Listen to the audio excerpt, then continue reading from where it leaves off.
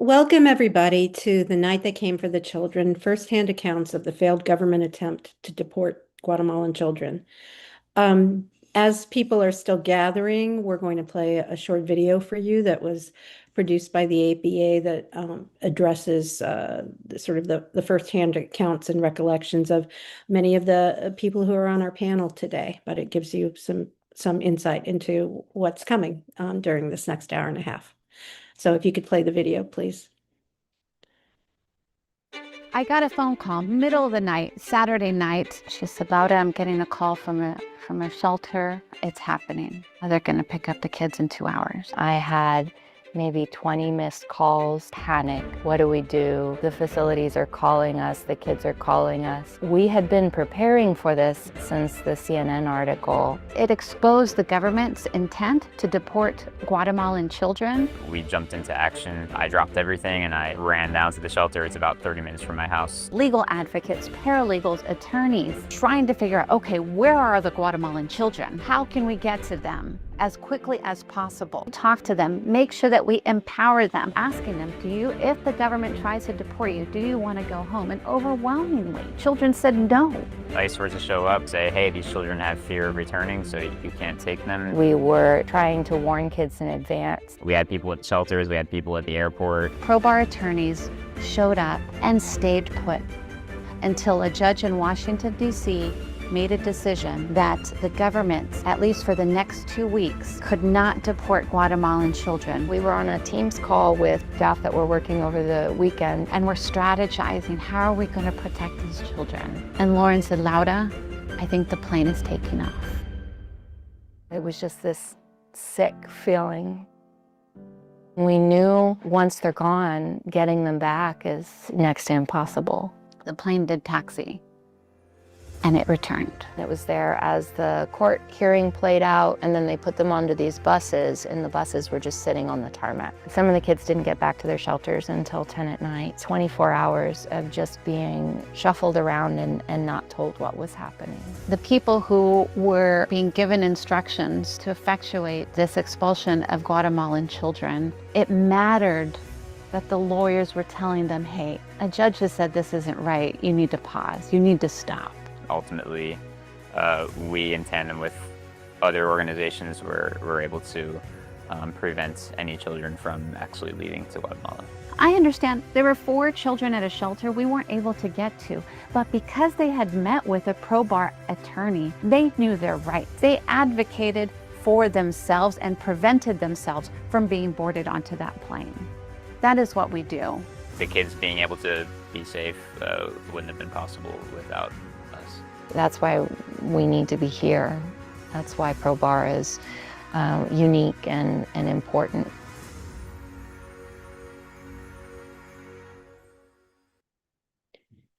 Well, thank you so much to everybody who participated in the creation of that very powerful video. And thank you all for joining this webinar that is going to discuss the issue in greater detail. I think, Allie,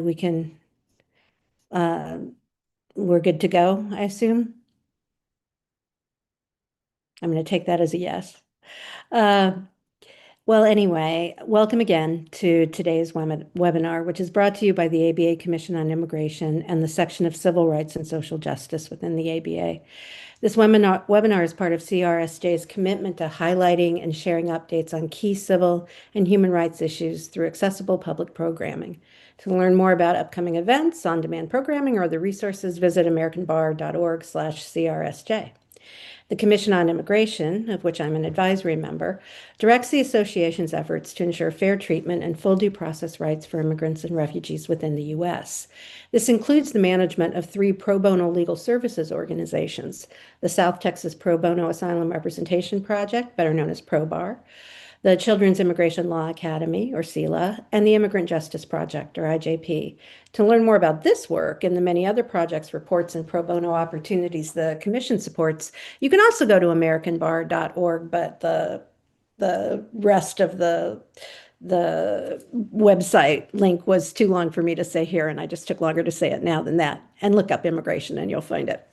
Let me give you a few housekeeping notes before we dive in. Please submit your questions using the Q&A function, not the chat. We'll get to as many questions as time allows, but this also allows us to be able to sort of see your questions in real time and work through them. If you don't see the Zoom controls, chat, Q&A, and captions, try moving your mouse or tapping the screen to get the full benefit of Zoom. A reminder that this program is not for CLE credit. And the program is being live streamed as we speak to CRSJ's YouTube channel, where you can watch immediately after the conclusion of today's program. A recording of this webinar, along with resources from the panelists, will be posted online soon and shared with all registrants. Please consider forwarding to your interested colleagues to help us expand the reach of this important conversation. I am so happy to introduce our speakers, who are really just terrific people and wonderful lawyers. Dalia Castillo-Granados is the director of the ABA Children's Immigration Law Academy. Lara Peña is the director of the ABA South Texas Pro Bono Asylum Representation Project, which I could have just said pro bar now. Lara, I'm having a hard time today, I'm sorry. Laura Flores is the Deputy Director, Legal Programs and Operations, the ABA Commission on Immigration. Lauren Fisher Flores is the Legal Director for ProBAR, and Efrency Oliveras is the Vice President of Litigation and Legal Strategy at the National Immigration Law Center, who brought the legal action in this case. And then I'll be moderating the conversation and trying to just make sure that we keep moving along and get to some of your questions and things like that. So just a little bit of context before I turn to our first speaker. Our panel takes place as we learn of a tragic shooting in Texas aimed at an ICE detention facility. The need for adherence to the rule of law is reinforced every time someone turns away from the law and turns instead to violence.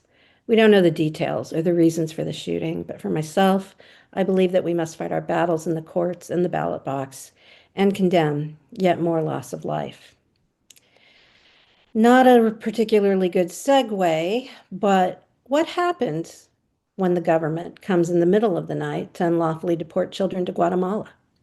On Thursday, August 28th, CNN broke the news that the government had compiled a list of over 600 Guatemalan children it planned to remove without any hearings or assessment of their claims.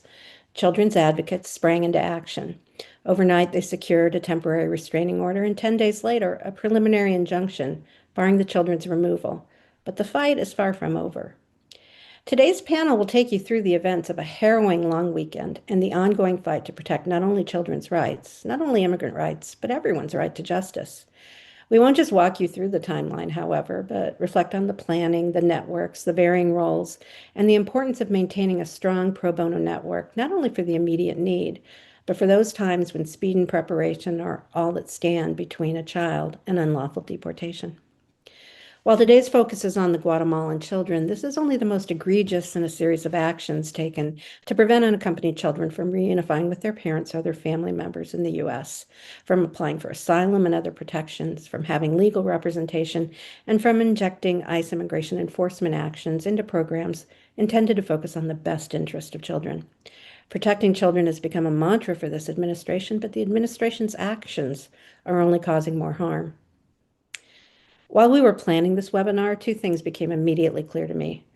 Our panelists really are some of the smartest, most compassionate, and most thoughtful attorneys I've ever met. Second, the strength of their relationships with one another and their ability to trust each other is a key to their success thus far in this case. And with that, I'll turn it over to the panelists and start with Dalia. Dalia, can you provide some legal context for us about the particular protections that exist for children, and why these children are in government custody, and really how they are protected by law? Yes, and thank you everyone for being with us, being here with us today. And I also just want to say that I'm so honored to be with my ProBAR colleagues whose heroic efforts are the reason why these Guatemalan children are still here in the U.S. today.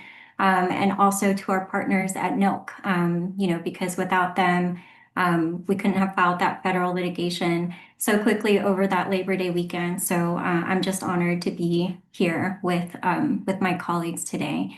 But yes, Mary, unaccompanied children, these are children that have entered the U.S. without a parent or a legal guardian. An unaccompanied child is defined by federal law. It's, somebody who's under 18, who is here without lawful status and without a parent or a legal guardian available to care for them. And, basically when a child crosses the border, and there's either crosses the border or presents themselves at a port of entry, if they are determined to be unaccompanied, and this determination is made by a Customs and Border Protection agent, then they are then transferred over to the custody of the Office of Refugee Resettlement. And there are some really strong protections for these kids. In the Trafficking Victims Protection Reauthorization Act, they're guaranteed a right to go to immigration court. And this is for children from non-contiguous countries. So there is a separate provision for kids from contiguous countries like Mexico or Canada. They go through a different screening process.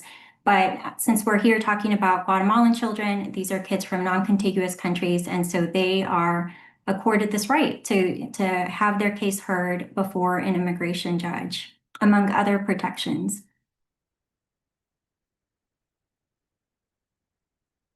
And you're on mute, Mary. Sorry. Terrific. And do you have any other insights for the audience about the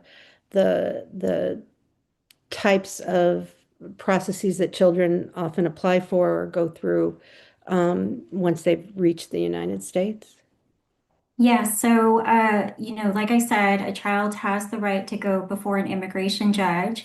And so once they're there, they are, really fighting for their opportunity to remain in the US. And so they have to apply for some form of relief before the immigration court.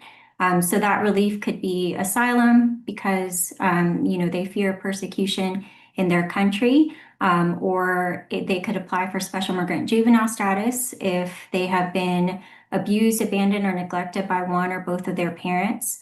There's other forms of humanitarian relief, such as a U visa if they've been a victim of a crime, or a T visa if they've been a victim of human trafficking, or VAWA, the Violence Against Women Act, if they have suffered domestic violence at the hands of a family member that has either is a permanent resident or U.S. citizen in the U.S. So in order to apply for any of these forms of relief, they really need an attorney to stand with them. These are children. And so that is some of the work that ProBAR does and other organizations across the country representing unaccompanied children.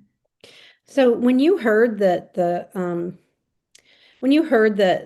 government was intending to remove children,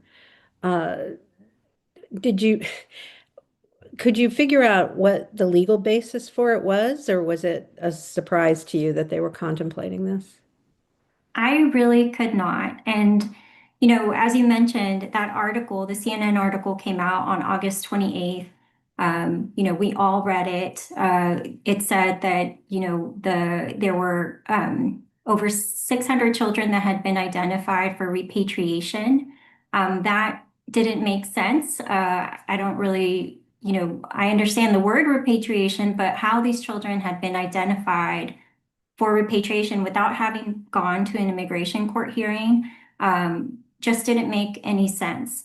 And even before the CNN article came out, we had seen some early warning signs. The network of legal service providers across the country had reported that there was an increased number of consular visits to children that were in the ORR shelters. There was reports that immigration judges had received a list of children that were amenable to voluntary departure. Apparently, this list had come from the Office of Refugee Resettlement. The Office of Refugee Resettlement takes charge of these children. They're in the custody of ORR. But one of the main things that ORR officials have to do is find a family member suitable to care for the child while the child is in removal proceedings, because a child should be in the least restrictive setting. This comes from the Flora Settlement Agreement, which is a lawsuit that happened in the 80s and 90s, that talks about policies of release the policies of release for unaccompanied children. And then also most recently, there had been some visits from ICE, Homeland Security Investigations officers, to children in the ORR shelters. And the officers were there to assess reunification, which doesn't make any sense. That's not their role. These are law enforcement officers. And then also to assess credible fear, which also doesn't make any sense because credible fear is usually assessed when somebody is in expedited removal. And what the TVPRA does is get kids, children are not subject to expedited removal. Instead, they are protected by being put into removal proceedings where they're going to be able to make their case to an immigration judge. And so all of these things happened even before the CNN article came out. And so when that CNN article came out and when our ProBAR colleagues reached out to CILA for some assistance, we're a technical assistance provider that supports attorneys on the ground working with unaccompanied children. We were really trying to rack our brain around how is this supposed to work? These kids have not gone to immigration court. They haven't requested voluntary departure. We thought maybe they had been using a provision that's pretty recent, new, that came out of the One Big Beautiful Bill Act that specifies certain unaccompanied children that could withdraw their application for admission. But again, that would have happened before a child goes to immigration court. Once a child is in immigration court, the jurisdiction of their case vests with the immigration judge. So that immigration judge would have to be involved in their case. So none of it was making any sense. We couldn't really wrap our mind around how the government was going to repatriate children without first, seeing the immigration judge to assess whether or not that child should be, given a voluntary departure or ordered removed. These are the due process protections that we have come to expect for unaccompanied children. Mm-hmm. Thank you. Thank you for all of that, Dalia. And I think that the sort of legal disconnect and the sort of chaotic nature of whatever they were proposing was immediately reflected when the time came. And so we're going to turn now to folks who have been from ProBAR and from the Commission on Immigration who were actively engaged in sort of the minute-by-minute attempt to stop the deportation of these kids. And I'll turn to Laura first. I mean, as Laura, sorry, it's Laura, and Lawrence, so it's the mighty three L's. But I'll do LF first. There you just go. to say, from the commission's perspective, when you started to hear about this, how did you engage with the broad network of immigration service providers for children? And maybe if you want to just preface it with a little bit of the relationship between COI and the legal services programs on the ground, that would be really helpful. Yeah, sure. So like Dalia, I'm very honored to be here with this panel. And I feel this conversation is so important because it's such an example of fighting for the rule of law with the rule of law, because that's what we had to do. But so I'll back up a little, right? And the ABA Commission on Immigration has 3 legal services projects: CILA, which you just heard about from Dalia, ProBAR, which you'll be hearing a lot about today, and then IJP out in San Diego, which does similar work to ProBAR, but focused a little bit more on detained adults. Although they also do provide services to immigrant children. So our projects are really an extension of what we want to accomplish in the Commission on Immigration, right? The practice pointers we put out, the trainings, the pro bono asks, the advocacy asks. Our projects are doing that every day, right? They're doing the actual work, representing the clients. And so my role is a role that I'm very honored to have as Deputy Director over Legal Projects and Operations. So my role actually came full swing into this because, it is my job to help the teams on the ground strategize and make sure that their staff has the right communications, has the right information, has the tools that they need, right?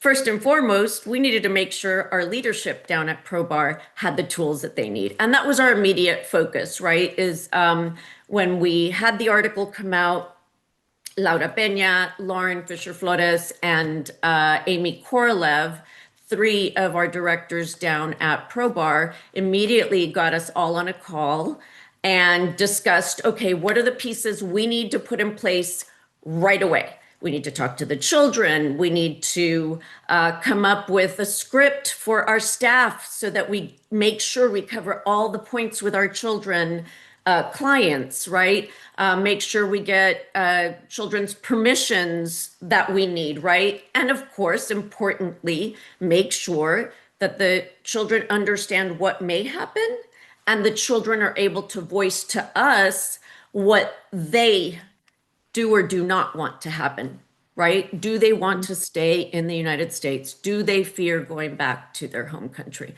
So all of those pieces are moving at the same time. But as Dalia just mentioned, we were also trying to figure out, where is the legal authority to do this?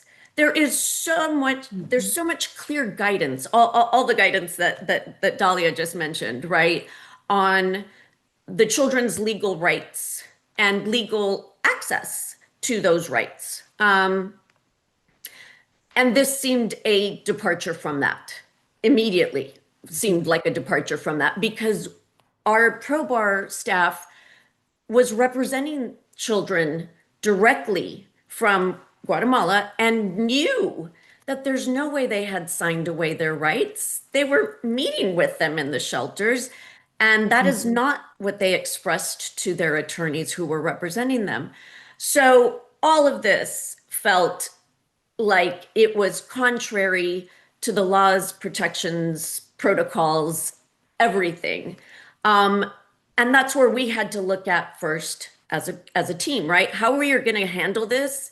It really does come back to our own emergency processes, procedures, protocols. And since every emergency is a little bit different, our leadership team at ProBAR, that's when they came together, had me join their huddle to see what are our first steps. So we brought Dalia in because we already knew we needed expertise on the actual laws. And that is one of the things that I stressed during this. This doesn't make sense.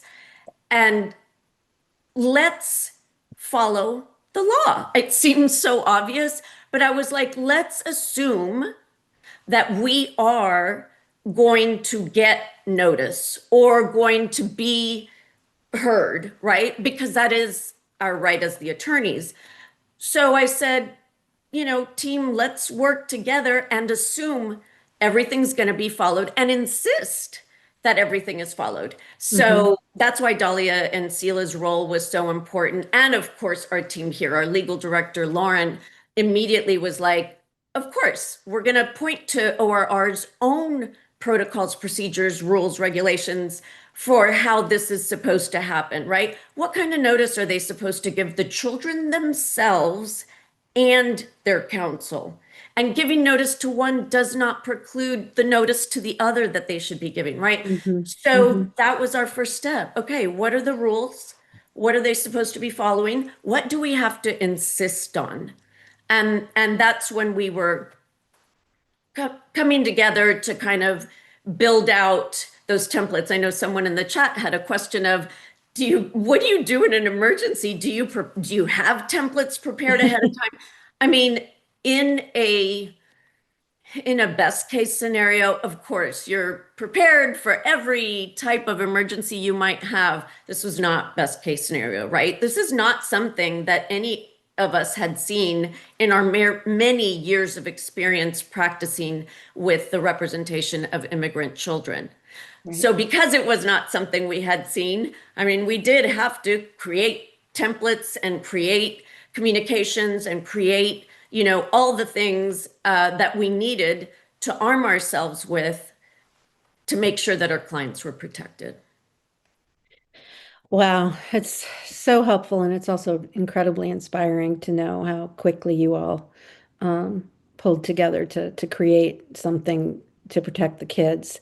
And I want to turn to Laura Peña, the head of ProBAR, to dig into that a little bit more for us, both in terms of what you all were able to do on the ground immediately and how you contacted the children in the shelters, but also if you can then transition us to what happened on Saturday night when you first learned about the imminent removals.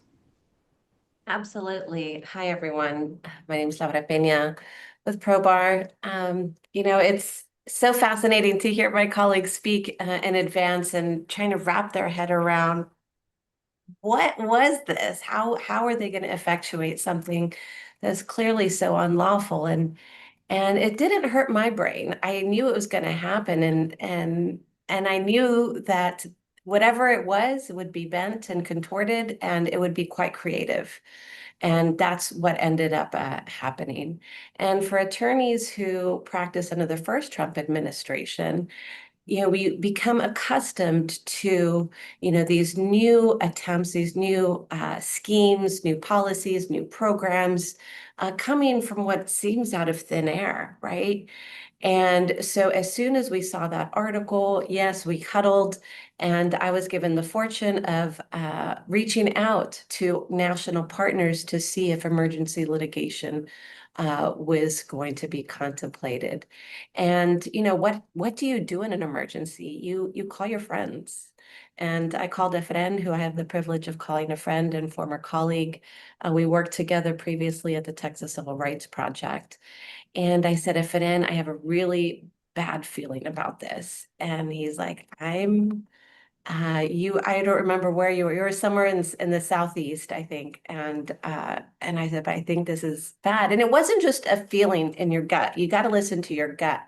But it was a few other pieces. Like, first of all, the planes to CCOT in El Salvador, based on the Alien Enemies Act, if folks remember that, also unprecedented enforcement scheme. ProBAR was also on the ground in those detention centers, getting declarations from Venezuelans about those potentially unlawful deportations. Those planes took off in violation of a judge's order. So there's precedent here on the border. Previously, I would call us frontline defenders. Now, in today's age, I call us the last line of defense. And so that's where we were positioned. It had happened before, and I had a feeling they would try it again. Second, if you're going to round up a bunch of children in the middle of the night, might as well go to a place that has a lot of children in custody, like the Rio Grande Valley. Here, it used to be up to 5,000 up until the closure of certain shelters. We have about capacity of over 2,000 children detained at any one time. That's capacity, not the actual number of children. But when we looked at the numbers at Lauren, we had over 100 Guatemalan children in custody in our region. So we were concerned and on alert.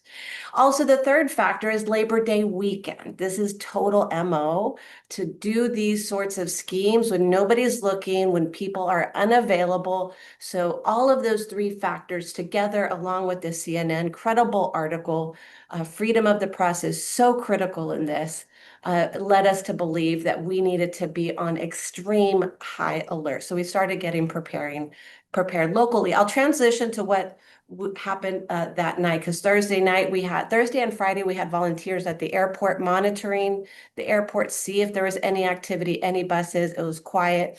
Saturday night, we start getting the calls. I got a call. I have a 3-month-old. Now she's now 4 months old, a 3-month-old baby, and she went down at 8:30 p.m. that night. I actually went to sleep with her because I felt like I needed some energy to go into the next day.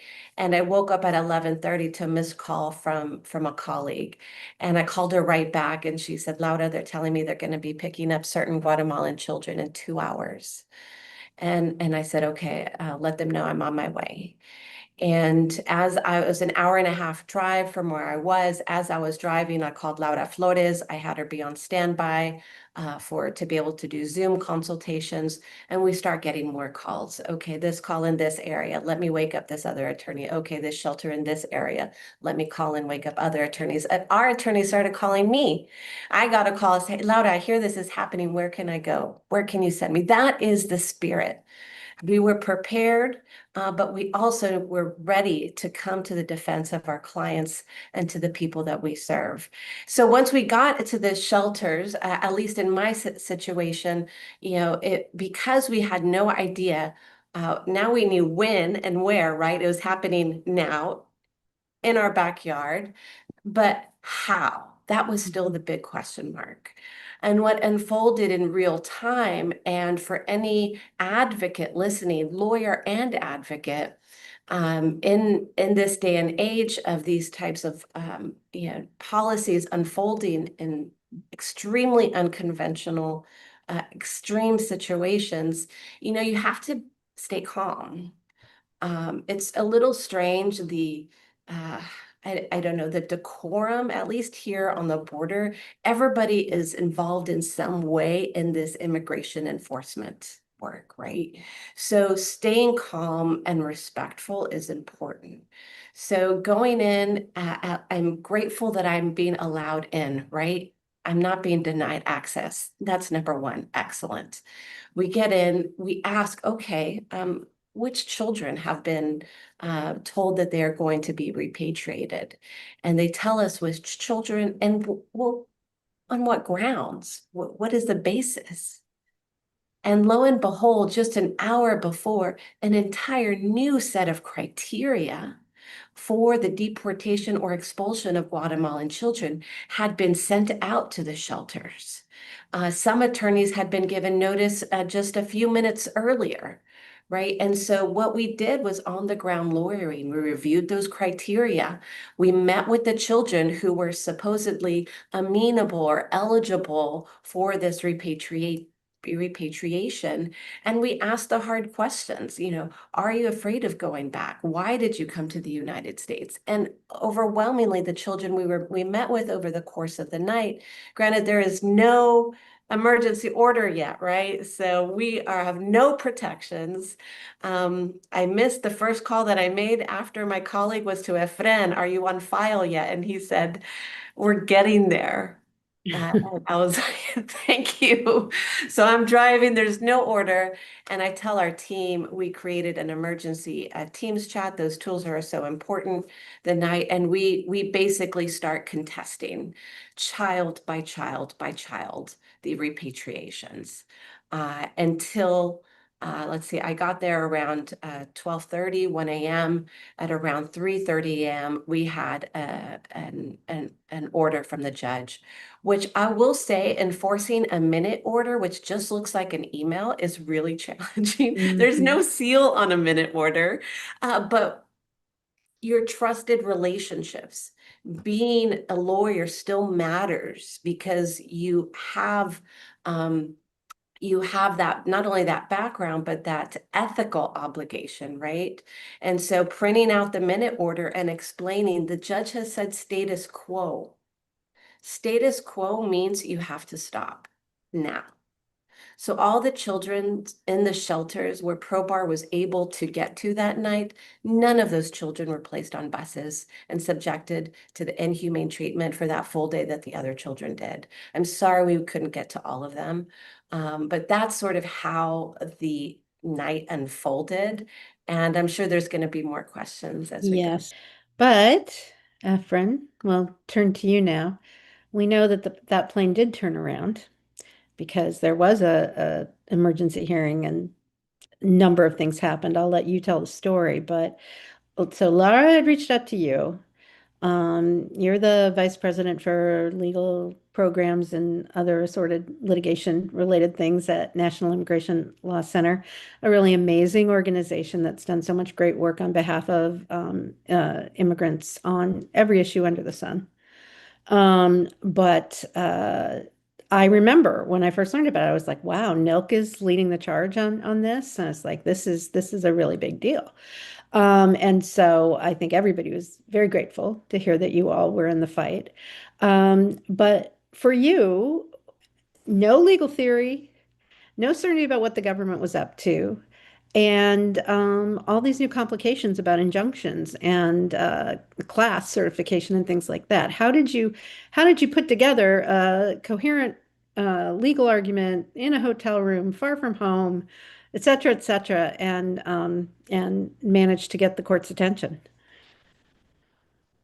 Thank you, Mary. Hi, everyone. Thank you to the ABA and ProBAR for putting this event together and for inviting me to share our side of the story and how it unfolded. It's like Dalia was saying, it's an honor and a privilege to be part of this community, to be here. So I want to start by acknowledging that I was, as Laura was saying, I was out of town that weekend. I was actually off of work the week prior. I almost didn't bring my computer with me on that trip to a wedding in Charlotte. And on Friday afternoon, we had seen the news, the CNN article about this. And then on Friday afternoon, we connected with some legal service providers, ProBAR and others, about these rumors. And one thing that ended up not happening is that we had a close call on Friday. There was an ICE deportation flight out of Harlingen at 10:30. And when we first heard about this, and other organizations that focus on unaccompanied children and litigate on behalf of unaccompanied children specifically, because at NILC we do a variety of issues: workers' rights, enforcement, access to education, access to healthcare, and others. We're not specialized in unaccompanied children issues, but everyone was tapped for capacity, as it is right now on any immigration-related issue. It was Labor Day weekend. People didn't have staff to put together a lawsuit. Anyone who's worked on a lawsuit knows that drafting a complaint usually takes weeks. You've got to put together the facts, come up with the legal claims, meet with your clients, typically more than once. So when we first heard this and saw that no one else was able to take the lead on this case, the first thing I did was reach out to my team, because there's no way I could do this by myself. And I want to also make sure that that is known, that it wasn't just me. 3 of the lawyers and a paralegal on our team raised their hand and they said, well, I'm traveling this weekend, but I have my computer with me. I can help out. What can we do? So on Friday night, we considered, when we thought there were going to be children on that flight at 10:30 p.m., we thought about filing in Texas, right, to try to stop that plane. And we ended up not having enough facts to confirm that there were, in fact, children on that flight. Mm-hmm. So we got together as a team and said, we don't have enough to file it. But that was a difficult decision, right? Because we were thinking as well, if there end up being children on that flight, like Lauren was saying, once they are gone, it's nearly impossible to bring them back. It's extremely difficult. So we ended up not filing Friday night. And on Saturday, the rumors continued, right? Continued escalating, the interviews of children by Homeland Security investigations, more reports from Guatemala that NGOs and government agencies there were being told to prepare to receive children. And as the day went on, things started to get more and more specific and imminent, right? Meanwhile, the team and I in different parts of the country, trying to put together a complaint using samples. I was familiar with the TVPRA. We have immigration experts on the team, some equal protection claims, and we were trying to come up with as many claims as we could to give the opportunity to whatever judge this case was assigned to try to stop the deportations, right? We didn't know how imminent that was going to be. And Saturday early evening, we were thinking, well, if we have the complaint ready, we can file tonight. If not, we file first thing Sunday morning. Mm-hmm. And as the night went on, at around after 10 o'clock Central, 10:15, that's when I got a call from Laura saying it's happening in 2 hours. The shelters are being notified that they're going to pick up the children in 2 hours. Another legal service provider in San Antonio forwarded me the email, the notification that specifically said 2 hours and 4 hours for children in long-term foster care. So at that point, our team said, okay, let's wrap it up. Finalize any edits to the complaint, even if it's not as pretty as we would like to put it, it's time to finalize, accept the change, and clean it up to get it filed. So thankfully, we managed to do that at around 1 o'clock Eastern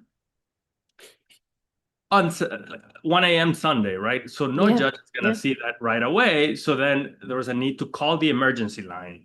Our paralegal had figured out what the emergency process is for the District of Columbia. And there's a phone number that's 24 hours a day, every day. I called that number fully expecting a voicemail, that I would leave a voicemail and somebody would call me back, but a human picked up right away. And it was a court security officer. And here I am explaining to court security officer Carrie what the situation was. Here's my name. I just filed an emergency lawsuit.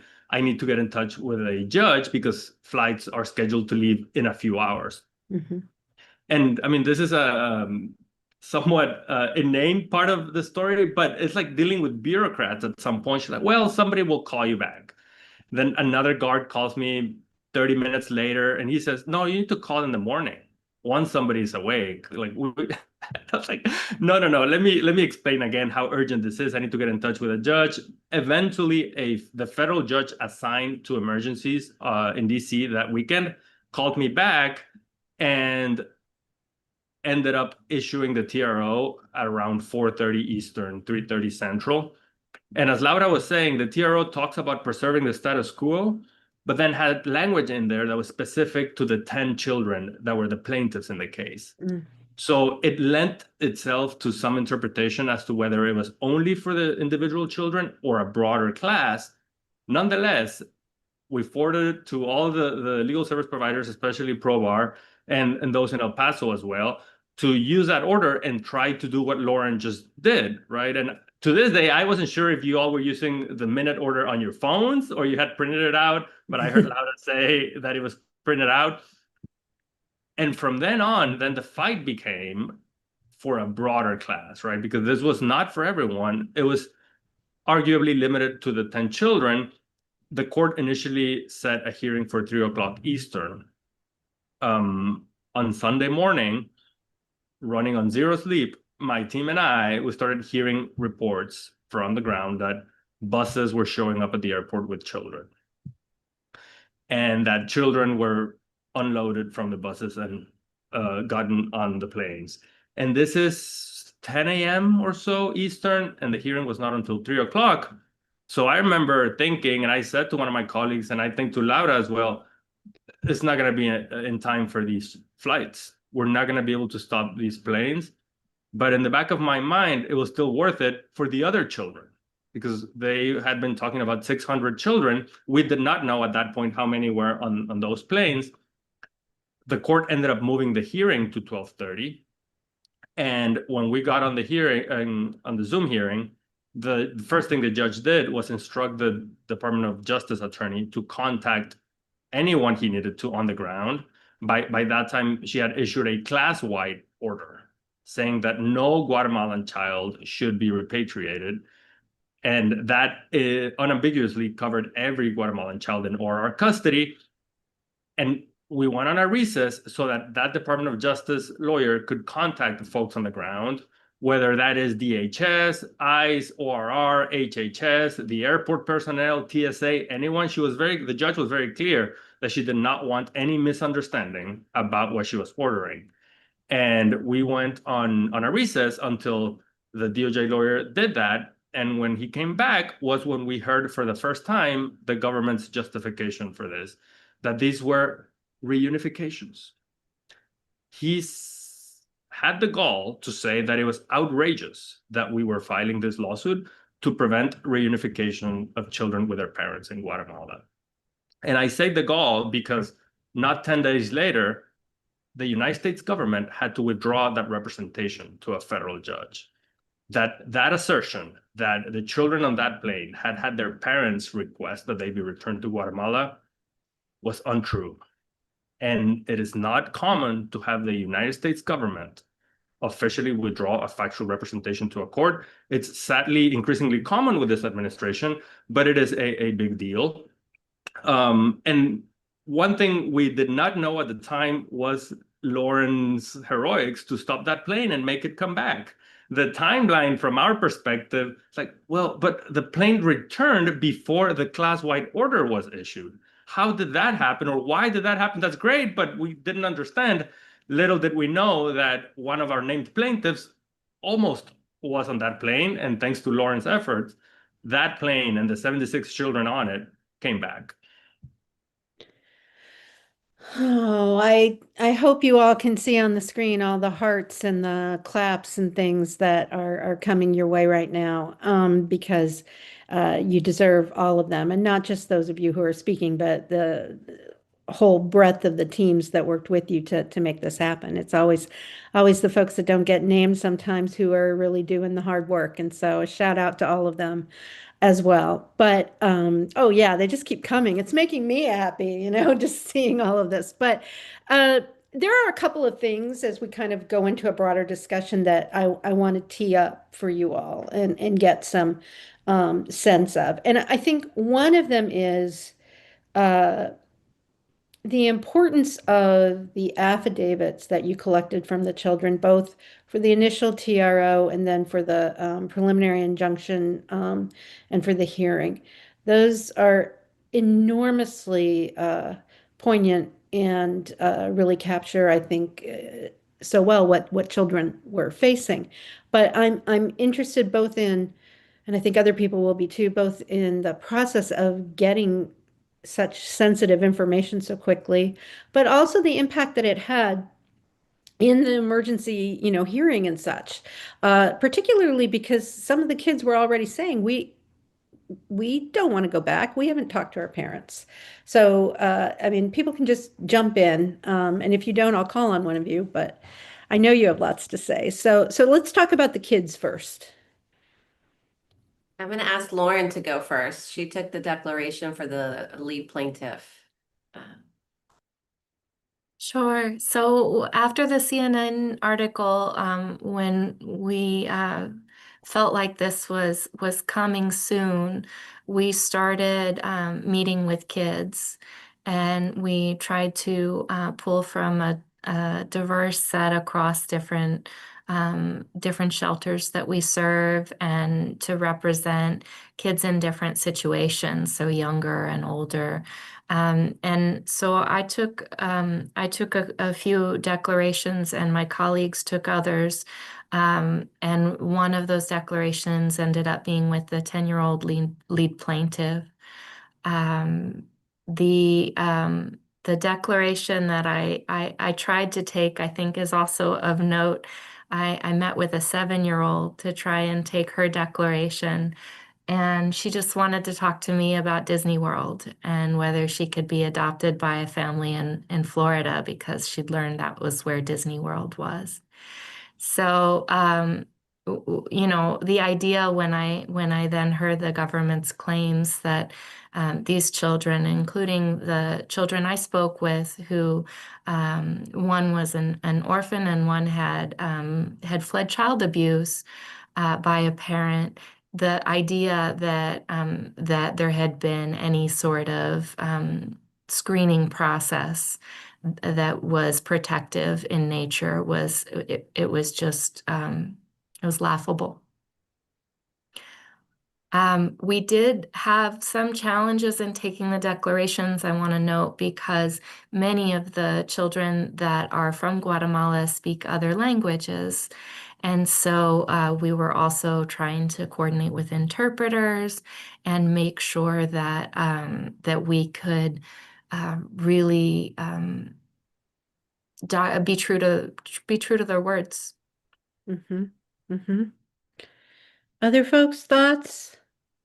If I may add a little on this point, the amount of work and effort that ProBAR and other legal service providers around the country put into getting those declarations together on such short notice was remarkable and hard to believe, really. We started receiving declarations from ProBAR, from IMDEF in California, Estrella del Paso in El Paso, Florence Project, IRC, a lot of legal service providers. And on our end, we're trying to, redact the names to be able to submit without disclosing the identity of the children. and then strategically try to figure out which ones to include. Typically, you try to include a broad swath of class members to show the different situations.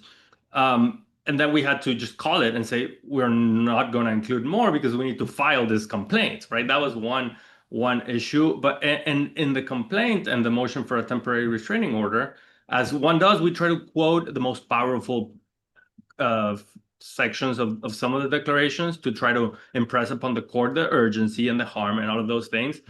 But we don't get to quote every declaration in its entirety. No one ever does. And at the hearing on Sunday at noon, the court was reading from some of those declarations into the record. She explicitly flagged that some children were saying, my family in Guatemala received a strange phone call a few weeks ago that I was going to be sent back, directly contradicting the statements of the government lawyer. And it was just so powerful to watch that the voice of a 10-year-old Guatemalan child was up against the lies of the representative for the United States government, and a court of law saw through it. Yeah, that is extraordinary. I would just add to that, that's both very powerful accounts. And when you don't know what's going on and you're trying to help protect, empower, advocate on behalf of people, especially children whose rights are about to be violated, right? Because we don't know, this is an anticipation of rights being violated. It's delicate because you are trying to understand their story, where they're coming from, right? And what is their situation and what would happen, right? Based on insufficient information. And what you get back, quite frankly, is just the raw facts, the truth, right? And because they're kids, what else? What do they have to lose, right? They're kids in a government shelter. And so I would just add that the reactions quite often, whether it was leading up to litigation or at that night when they were having kids pack up their bags, waking them up in the middle of the night, the reactions are quite often physical. It affects their health. One child I spoke to, he nearly went catatonic right in front of me, and widely quoted his declaration. He was afraid if he would get sent back. His sister had been murdered just the year before. Another child, a young girl, vomited when she was told that she was going to be returned. So it's physical, and for all the children who were subjected to the horrors of Saturday night and into Sunday, they continue to suffer extreme effects based on the government action. So we're continue to be here, accompany them, advocate on their behalf, alongside incredible partners. Efren, you're right, this is a huge network. It's not just the few here, but being part of this large network of advocates has been really, really important. Efren, there was a question earlier about the membership of the class, particularly the different indigenous nations that may be represented. Could you address that? But then I want you to talk a little bit more about the class itself, like we're in a whole new world now with the limitations on nationwide injunctions and things like that, and the importance of getting class certification to try to protect children, and just how is that playing out as you continue to pursue this litigation? Thank you. Yes, and apologies. I thought I was trying to answer the question in the Q&A, but I clicked on the wrong button. But in any event, in addition to those indigenous peoples that were listed in the question, we also have children who identify as members of the Canjobal and Chuj indigenous peoples of Guatemala, among either the named plaintiffs or children who have submitted declarations. But those are probably, I want to say, 2 or 3 dozen children that have submitted declarations, roughly. out of some 600, right? So it's very, very likely that there are many other children who identify as indigenous in the class, just by virtue of Guatemala being a country with 60% of its population is indigenous. What percentage of that lives in poverty? What percentage of that is forced to flee the country? So the number of unaccompanied children from Guatemala who are indigenous is very high. I don't have, because we have not connected individually with every member of the class. We don't have the comprehensive list of indigenous peoples represented, but those listed there are certainly among them. And yes, to your second question about class certification. So because of the unavailability of nationwide injunctions since this summer in the Casa v. Trump case out of the Supreme Court, we had to seek class certification in order to seek class-wide relief. And in the emergency crisis moment of the Labor Day weekend, the class that we sought to get certified is Guatemalan children in the custody of ORR who do not have a final order of removal. We got that TRO, and then in subsequent briefing, we have requested the court to define the class without a connection to nationality. So unaccompanied children in ORR custody who do not have a final order of removal or a grant of voluntary departure from an immigration judge from non-contiguous countries. So Mexico and Canada are subject to different sections of the law. Mm-hmm. The court so far declined to do that and provisionally certified the class for Guatemalan children, but had very forceful language in the order saying that that is not an invitation for the administration to try to remove children from other nationalities. And in fact, if they try to do that, any such attempt would, quote, be very likely unlawful.